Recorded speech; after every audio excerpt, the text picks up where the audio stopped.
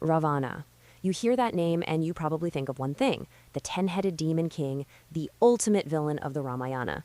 And yeah, that's the story we all know. But what if I told you there's more to it? That the monster was also a brilliant scholar, a gifted musician, and even the great-grandson of a creator god.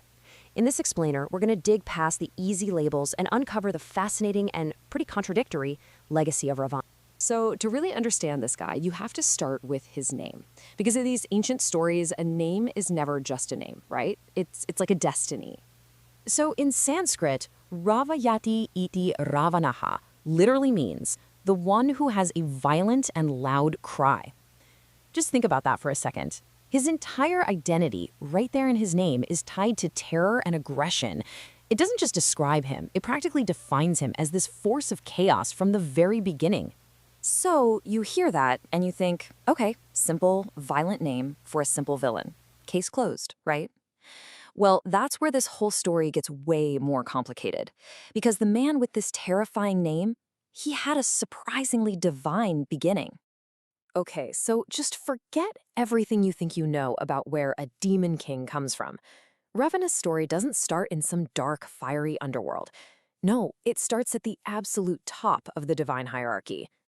Now, this family tree might look a little complicated, but just follow it back with me.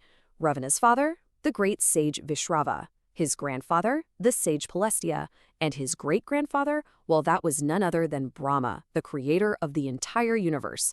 So the villain of our story literally has the blood of a creator god flowing through his veins. So let's just pause on that for a moment. We've got a man whose name means violent cry, but his actual ancestry is rooted in sacred knowledge and divine creation. You see? This isn't just a simple contradiction, it's the central conflict that's going to define his entire life. And this divine connection wasn't just some abstract thing about his ancestors, it was a really deep, personal part of his life. Because this supposed demon, he was also one of the greatest devotees of the god Shiva. What you're looking at here is a depiction related to the Shiva Tandava Stotram. It's a hymn of such incredible power and beauty that it's still chanted by millions of people today. And its author, Ravana himself. He didn't just worship Shiva. He composed one of the most profound pieces of devotional literature in his honor. This is the work of a poet, a scholar, a true believer. A scholar, a devotee, a man with divine blood. It seems almost impossible that this person could become the monster of the story. But maybe it was that very greatness, that immense power and intellect, that actually planted the seeds of his own downfall. His pride would lead him to do something that would erase all the good and define him forever as the villain. And that brings us to the moment his story really pivots, the one act that would ignite a war and completely seal his fate, the abduction. This is it, the abduction of Sita, the wife of Lord Rama. In this single moment, all of his scholarship, his devotion, his divine bloodline, none of it matters anymore. This single act of pure ego and violence is what triggers the epic war of the Ramayana and completely solidifies his infamous legacy. The original texts are brutally clear about what happened. This wasn't some polite kidnapping.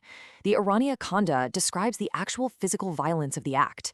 It's raw, it's a violation, and for Ravana, it is the absolute point of no return. So, who was Ravana really? A divine scholar or a ruthless kidnapper? A pious devotee or a violent tyrant? The truth is, he was all of those things at once.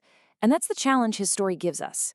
How do we make sense of a character who embodies both the highest good and the absolute deepest evil?